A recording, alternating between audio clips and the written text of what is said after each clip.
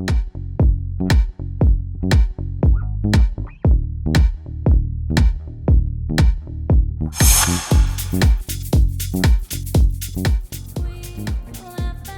자신만 생각해. 또 계속 보고. 기와도 감당하실 수 있겠냐고 물었습니다.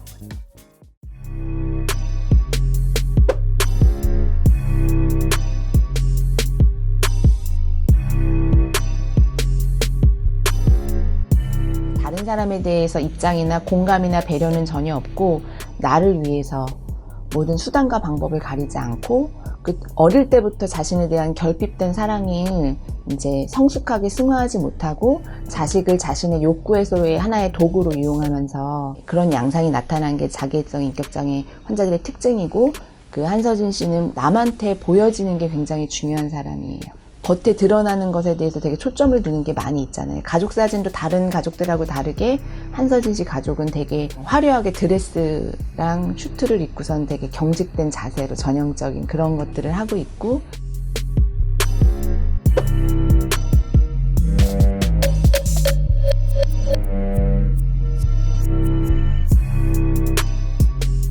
굉장히 극단적이고 굉장히 좀 지나치게 선을 넘는 모습을 많이 보여요. 자신의 어떤 복수심과 열등감 이런 것을 자기 남편한테 처음에는 시작이 됐단 말이에요. 그리고 자기네 천재적인 그런 모든 것이었던 딸을 잃게 되는 좌절감을 다른 사람의 가정을 무너뜨리고 몰락시킴으로써 보상받으려고 하는데, 이러한 동기는 사실 잘 쉽게 이해가 되지 않는 부분이 있습니다. 이게 어떤 현실적인 인물이라기보다는 조금 과장된 인물, 약간 연극성 인격 성향이 약간 드러난 부분이라고도 볼 수 있고요. 개인적으로는 스카이캐슬과 어쩌면 사회 전반에 모든 사람이 갖고 있는 악한 마음, 열등감, 보상의식, 분노, 공격성, 파괴적인 일면, 그런 어떤 마음의 집합체적인 상징적인 인물이라고 저는 생각을 합니다.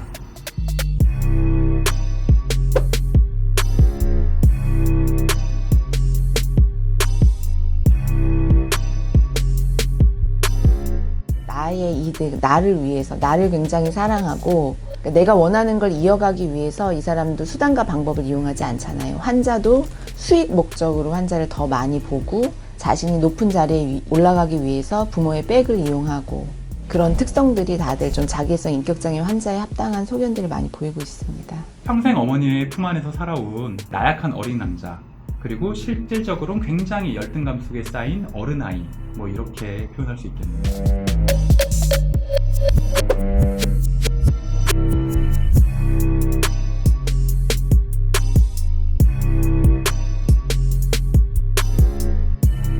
모든 것을 통제하려고 하고 질서를 중요시하고 이렇게 모든 걸 딱 짜여져 있고 완벽주의적인 성향을 보이는 강박적 인격장애 환자라고 볼 수가 있겠습니다.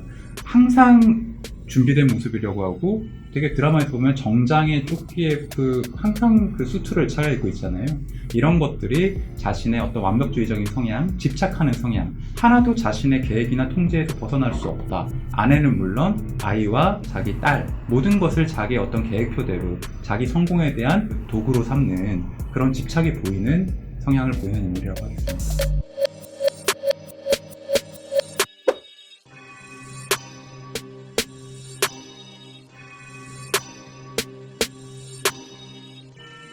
주변의 영향, 변화에 굉장히 많이 흔들려요.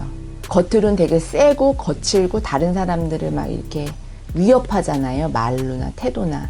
근데 속은 그렇게 너무 여리고 섬세하고 자기 스스로 대처할 수 없는 어떻게 보면 온실안의 파초예요. 사회성도 전혀 안 되고 엄마의 어떻게 보면 잘못된 열등감에 의해서 포장되어진 불안정한 아이라고 좀 볼 수 있죠.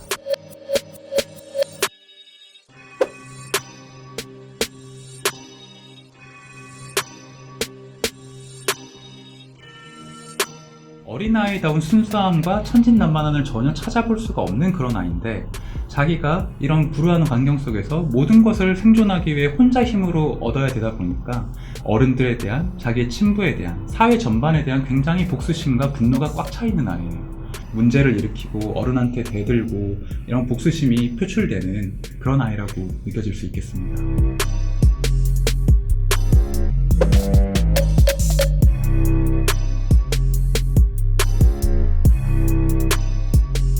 근데 의외로 시청자들은 이 이태란 씨가 역할한 이수임이라는 그 인물에 공감을 못합니다. 왜냐하면은 너무 비현실적이기 때문이죠.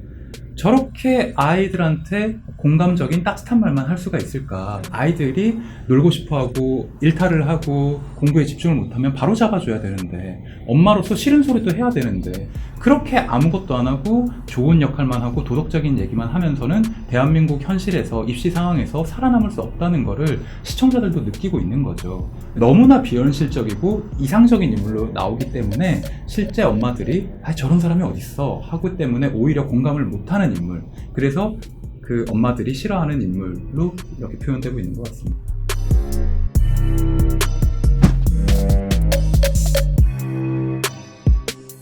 부모가 해주는 거는 걔의 길을 만들어주는 게 아니라 그 애가 길을 갈 수 있게 아이한테 지도를 해주는 거죠. 거기 나오는 부모들은 내가 길을 만들어주고 애들이 도움을 요청했을 때 쳐다보질 않아요. 그렇잖아요. 영재가 노을이라는 사람을 좋아서 만날 때 그 노을이를 때리고 혼낼 게 아니라 왜 그랬는지 너가 그 사람한테밖에 마음을 줄 수밖에 없었던 이유를 들어줘야 되거든요.